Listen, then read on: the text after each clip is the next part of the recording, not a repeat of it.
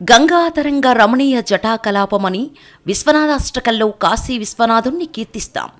గంగను తన జటాజటాంలో ధరించిన గంగాధరుడు ఆ గంగతోనే ఆవిర్భవించిన ఆలయం విశాఖపట్నం జిల్లా చోడవరంలో ఉంది. చోళరాజు గౌరీశ్వరుడి ఈ ప్రాంతాన్ని పాలిస్తున్న రోజులవి. పరమ శివభక్తుడైన అతడికి ఒకనాడు శివుడు కలలో కనిపించి, నీ కోటకు తూర్పున గంగాదేవితో సహా వెలిసి ఉన్నాను అని చెప్పాడట. మర్నాడు ఆ ప్రదేశానికి వెళ్లి తవ్విచూడగా చుట్టూ గంగతో 4 అడుగుల ఎత్తైన శివలింగం కనిపించిందట. అదే రోజు ఓ రైతు తన పొలం దున్నుతుండగా నంది ద్వారపాలకుల విగ్రహాలు బయటపడ్డాయట. రాజుకి రైతు ఈ విషయాన్ని చెప్పగానే రాజు వెంటనే ఆలయ నిర్మాణానికి పూనుకున్నాడట. గంగతో కలిసి ఉండటం వలన ఆ దేవాలయానికి గంగా గౌరీశ్వర ఆలయమని నామకరణం చేశారు. ఆ తర్వాత నుంచి ఈ ప్రాంతం పాడి పంటలతో వర్ధిల్లిందట. కొన్నాళ్ల తర్వాత ఈ ప్రాంతంపై తురుష్కులు దండయాత్ర చేశారు. రాజు వాళ్లతో పోరాడి గెలిచాడు. కానీ తురుష్కులు శివాలయాన్ని ధ్వంసం చేశారు.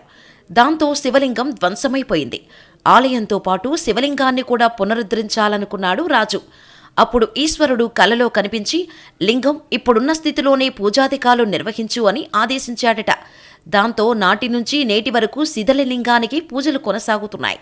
ఇప్పటి వరకు ఆలయాన్ని ఎన్నిసార్లు పునరుద్ధరించినా శివాజ్ఞ ప్రకారం లింగాన్ని మాత్రం పునఃప్రతిష్ఠ చేయలేదు. దేశంలో మరెక్కడా లేని విధంగా గంగతో సహా స్వయంభూగా శివలింగం ఉండటం ఈ ఆలయం ప్రత్యేకత. మండు వేసవిలో సైతం ఈ ఆలయ కోనేటిలో నిండుగా నీరుంటుంది. అప్పట్లో ప్రజలు ఈ కోనేటిని తాగునీటి కోసం ఉపయోగించేవారు. ఈ ఆలయంలో ప్రతి పౌర్ణమి నాడు అన్నదానం చేస్తారు.